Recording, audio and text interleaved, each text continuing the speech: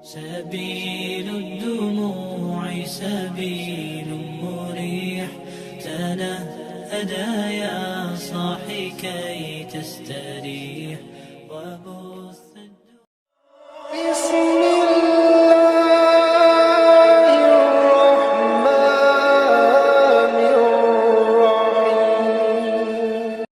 الرحيم wabarakatuh. Alhamdulillahi rabbil alamin, hamdan katsiran thayyiban mubarakan fih kama yuhibbu rabbuna wa yarda. Wa asyhadu an la ilaha illallah wa asyhadu anna Muhammadan abduhu wa rasuluhu la nabiyya ba'dah. Amma ba'd. Bapak-bapak dan ibu-ibu, saudara-saudara sekalian, jemaah Masjid Asyifa yang dimuliakan Allah Subhanahu wa taala, pernahkah kita menghitung berapa kali dalam satu hari kita bersyahadat? Sebagai seorang muslim, kadang-kadang kita melakukan sebuah amalan itu lebih sering dilakukan sebagai amalan ritual dan sering tidak sampai kepada aspek spiritualnya, rohnya, maknawiyahnya. Berapa kali sehari kita mengucapkan syahadat? Terutama kita baca pada saat sholat, bertasyahud, asyhadu an la ilaha illallah. Yang wajib, berapa kali kita sehari? Seminim-minimnya pasti kita akan bersyahadat. Seminim-minim satu hari berapa kali? Berapa? 5. Berapa? Yang benar adalah 9, karena subuh cuma 1 kali. Tuh, lihat kita sendiri nggak ngeh. Kuantitasnya aja kita nggak ngeh jumlah syahadat, apalagi kualitasnya, ruhnya. Tapi kalau yang sholatnya sering masbuk, pasti syahadatnya lebih dari 9 kali.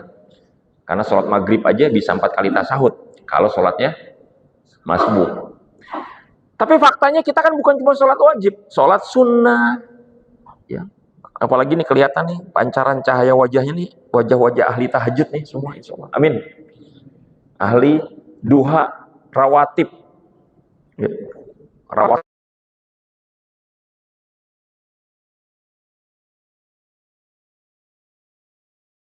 Jadi syahadat itu kita ucapkan bisa belasan kali kalau yang wajib. Ditambah lagi dengan yang sunnah. Dan ditambah lagi dengan bacaan syahadat yang kita baca setiap kali kita selesai sholat. Ya, karena inti dari syahadat itu adalah bacaan la ilaha illallah. Meskipun ketika kita membaca la ilaha illallah wahdahu la syarikalah gitu kan, itu nggak ada bacaan kalimat asyhadunya. Tapi intinya itu adalah syahadat. Ikatan kita, komitmen kita, sumpah kita, pernyataan kita untuk setia kepada Allah. Setelah sholat kita berapa kali baca kalimat la ilaha illallah wahdahu la syarikalah? Ba'da maghrib aja 10 sunnahnya, ba'da subuh 10.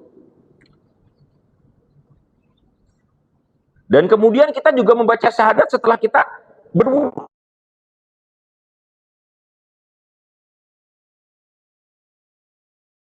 Lima kali wudhu. Dan juga kita membaca kalimat-kalimat tauhid itu pada saat kita zikir pagi, zikir sore. Nah, artinya dalam satu hari kita itu bisa 100 kali lebih kita ngucapin kalimat syahadat itu, tauhid.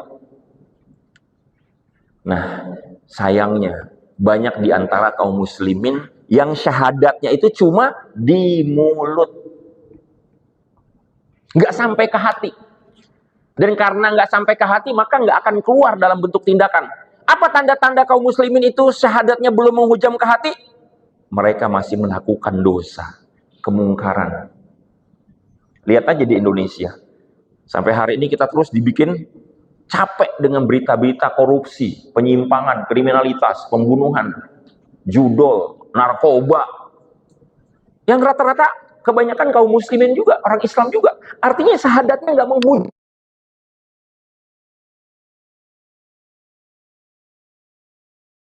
betul-betul memastikan syahadat yang kita ucapkan itu terhujam ke dalam hati kita, bukan cuma di mulut. Kalau kita ditanya semua, siapa di antara kita yang nanti ketika sakratul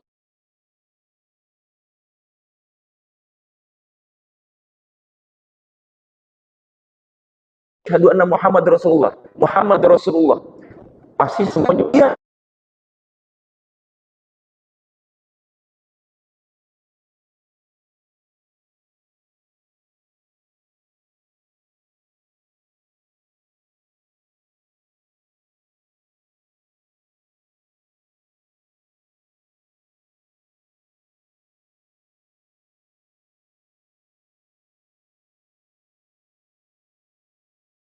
Kira-kira kita bisa gak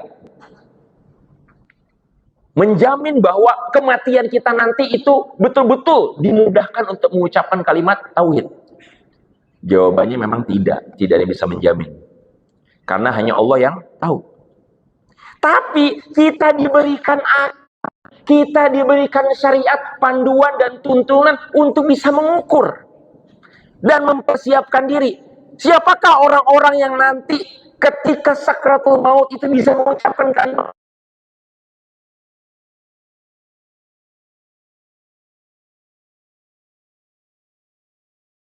ke dalam jiwanya, ke dalam dadanya, bukan di mulut.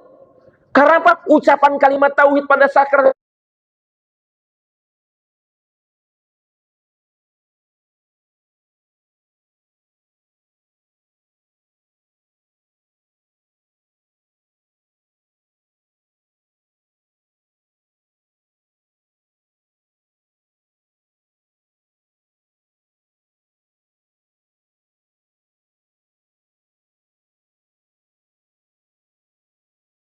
itu nggak mudah tuh. Dia harus terhujam menjadi alam bawah sadar. Dan gimana dia bisa terhujam?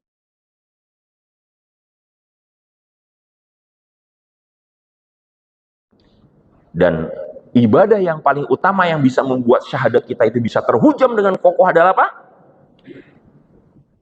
Wudhu dan sholat. Nah, sayangnya sholat dan wudhu kita itu sendiri seringkali hambar. Seringkali kosong, seringkali nggak merasakan getaran ruhnya. Atau dengan kata lain, seringkali nggak khusyuk. Kita sudah bahas dalam beberapa bulan ini, pertemuan bulan yang lalu temanya adalah apa? Syahadat, rahasia, kelezatan.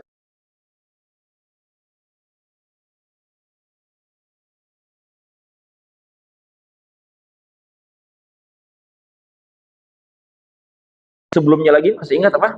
Wudu'ku, proyek taubatku. Jadi berwudu itu adalah sebuah ekspresi, sebuah ungkapan, sebuah tumpahan, sebuah pencurahan. Apa? Pencurahan taubat dan pencurahan hajat.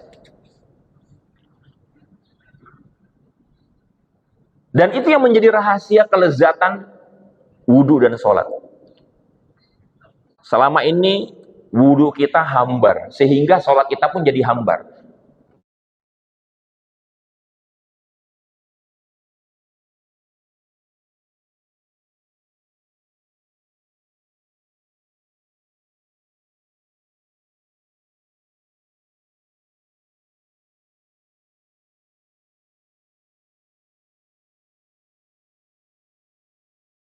Isi wudu itu untuk apa? Bertobat. Makanya kita bahas 3 bulan yang lalu, masih ingat bagaimana ketika kita berwudu itu kita sebetulnya disetting oleh syariat ini untuk apa? Memention jiwa kita tentang apa? Tentang dosa-dosa yang dilakukan oleh setiap anggota tubuh kita yang utama. Mulut, mata, wajah, telinga, kepala, tangan. Masih ingat kan? 3 bulan yang lalu kita bahas itu kan? Maka betapa dahsyatnya kalau orang itu betul-betul menghayati makna wudhu untuk bertaubat. Bertaubat artinya putus, jauh dari dosa, keburukan, kemaksiatan. Nggak akan ada seorang muslim itu dia berani berbuat dosa. Nggak akan ada orang Islam itu korupsi, betul nggak? Karena apa? Setiap hari dia di-mention, jangan nih, tangan ini jangan sampai nanti nggak nerima kitab dari tangan kanan nih. Gara-gara tangan ini lebih sering menerima suap atau memberi suap, tanda tangan fiktif. Atau tangan ini dalam konteks kekuasaan digunakan untuk berbuat zolim, mulut ini dibuat untuk merendahkan orang, ngebully, mata ini digunakan untuk melihat hal-hal yang dibenci oleh Allah yang haram. Nggak akan ada orang yang berbuat maksiat kalau dia paham wudhu itu dan sholat itu adalah untuk bertaubat. Nah, dalam konteks syahadat ini, hadirin jamaah rahimakumullah, jadi syahadat itu bukan cuma sekedar kalimat, bukan cuma sekedar kata-kata, tapi syahadat itu adalah sikap, perbuatan. Mungkin kalau kita ambil semacam analogi ya, analogi yang mudah dicerna ya. Dalam muamalah itu semacam apa? Semacam sumpah jabatan, atau mungkin kalau dalam dunia militer itu ada apa? Sabta marga ya. Sabta marga tuh sudah mendarah daging, menjiwai. Wah, dipegang betul. Nah, syahadat itu bukan cuma sekedar ungkapan yang cuma diungkapkan sesekali, tapi dia menjiwai sehingga apapun tindakannya, langkahnya kemanapun yang dia omongin, yang dipilih, dia tidak akan melenceng dari apa yang menjadi inti ruh dari sumpah setianya itu. Nah, hadirin yang dimuliakan Allah SWT, jangan sampai kita menyesal ketika kita nanti meninggal dunia, kita nggak bisa mengucapkan kalimat syahadat. Kenapa? Karena ketika kita hidup, kita tidak menghujamkan syahadat itu di jiwa kita dan di raga kita, dalam perbuatan kita, dalam sikap kita, dalam akhlak kita, karakter kita.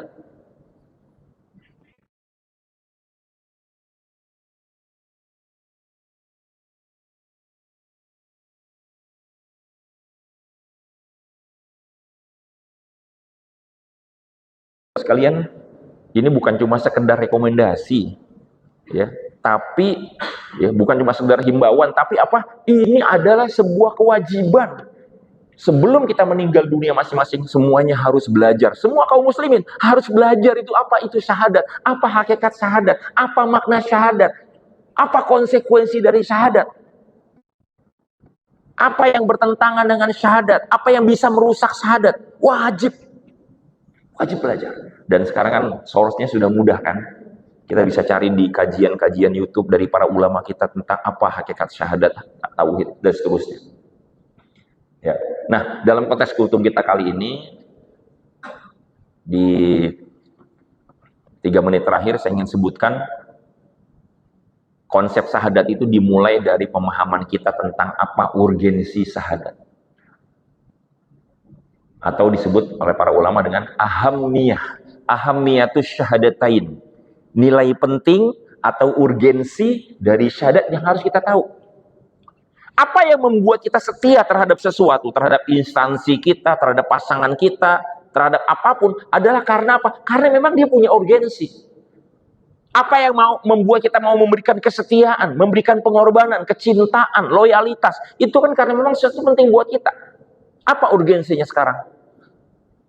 Kita bersyahadat kepada Allah Subhanahu wa taala, bersumpah setia kepada Allah Subhanahu wa taala, tapi kita jangan-jangan belum tahu apa urgensinya. Ada 5 urgensi. Walaupun ini tidak kita ulas secara gamblang. Yang pertama, urgensi syahadat itu disebut sebagai madkhulul ilal Islam. Madkhulu ilal Islam. Pintu masuk, kunci masuk untuk ke dalam Islam. Tapi jangan salah paham. Jangan memahami urgensi yang pertama ini hanya secara sempit, seolah-olah itu hanya untuk orang-orang yang baru masuk Islam. Seakan-akan kita yang sudah Islam sejak lahir, itu seakan-akan nggak penting syahadat. Itu salah besar. Buktinya apa? Bahwa syahadat itu begitu penting.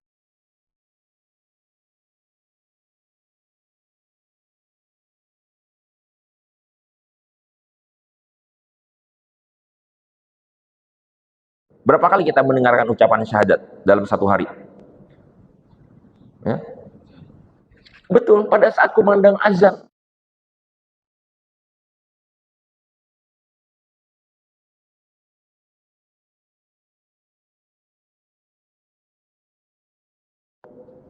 Diabaikan itu syahadat. Padahal syahadat itu begitu dahsyat. Itu kalimat yang sangat, bukan sekedar kata-kata, tapi memasukkan semua nilai-nilai kehidupan. Mulai sekarang ketika berkumandang azan jangan diabaikan lagi. Resikonya apa? bisa-bisa nanti ketika meninggal dunia kita nggak bisa ngucapin kalimat tauhid. Ah, itu kan cuma sunnah. Iya, justru karena sunnah jangan diabaikan. Kecuali memang kita sedang uzur, sedang ada pasien misalnya atau ada yang nonton. Tapi kalau kita lagi nggak ngapa-ngapain, diam aja dulu. Kalau bisa merem, kita resapi kalimat syahadat. Nah, masalahnya kita belum tahu apa urgensinya sih syahadat itu. Akhirnya apa? Jadi nggak memberikan prioritas.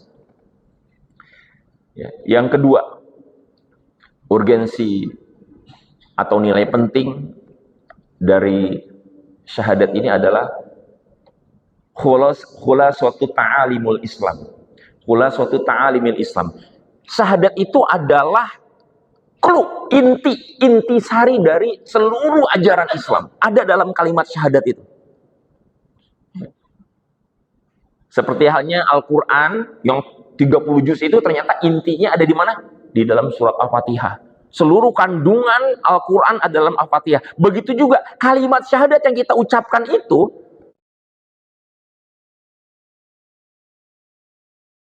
masuk ke dalam Islam dan menjalankan ajaran Islam secara lebih jauh, lebih mendalam. Makanya buat kita yang orang yang sudah muslim ini tetap wajib bersyahadat. Wajib dalam artian ya, sehari-hari kita nggak akan pernah bisa tinggalin. Perintahnya apa? Udkhulu fis-silmi kafah. Masuklah kalian ke dalam Islam. Kita sudah jadi muslim, tapi kita disuruh masuk. Apa? Supaya lebih dalam lagi. Supaya seluruh kehidupan kita betul-betul mengikuti ajaran Islam. Menjalankan dan sesuai dengan ajaran Islam. Yang ketiga, urgensi syahadat adalah asasul inkilab. Ya. Asas perubahan. Orang itu bisa berubah dengan syahadat. Sebagaimana dulu di zaman Rasulullah SAW ketika menyuarakan dakwanya, menyiarkan dakwanya, penduduk Arab yang tadinya bermusuhan, berperang, minum khamr, berzina, riba, ya kan, berubah. Itu syahadat itu yang bisa membuat. Makanya 13 tahun ditempa syahadatnya itu dalam sirah. Saking pentingnya fondasi syahadat ini. Yang keempat, ya, urgensi syahadat adalah hakikatu dakwatir Rasul. Seluruh Nabi dan Rasul sejak zaman Nabi Adam sampai Rasulullah SAW, itu yang dihusung adalah tauhid, syahadat ini. Artinya kalau sekarang kita menjalankan dan berpegang pada syahadat, kita melakukan sesuatu yang dilakukan oleh para nabi, kita menjalankan apa yang dilakukan oleh para nabi dan Rasul. Ini adalah sebuah nilai yang sangat agung. Makanya urgensi yang kelima adalah, ini mohon maaf karena waktunya terbatas, tidak kita uraikan dengan lebih jauh. Fadhailun azimah. Syahadat ini adalah merupakan keutamaan yang sangat agung. Sudah utama, agung pula. Jadi jangan disepelekan. Orang tuh dulu tuh rela mati, mengorbankan nyawanya, hartanya, darahnya untuk apa?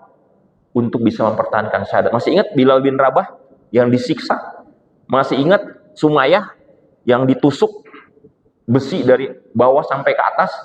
Nyawanya dikorbankan, syahadat itu. Nah, sekarang kita sepelekan syahadat. Cuek aja, ada orang mengumandangkan syahadat, ada azan, abai, na'udzubillahi min dzalik. Mudah-mudahan kita ditolong oleh Allah, dibimbing oleh Allah untuk memperbaiki kelalaian kita, mengabaikan sesuatu yang sangat kita butuhkan, sangat penting, yang bisa menjadi penyelamat kita di dunia maupun di akhirat, yang bisa membawa kepada kebahagiaan, kesuksesan, ya, kesejahteraan di akhirat, yaitu syahadat.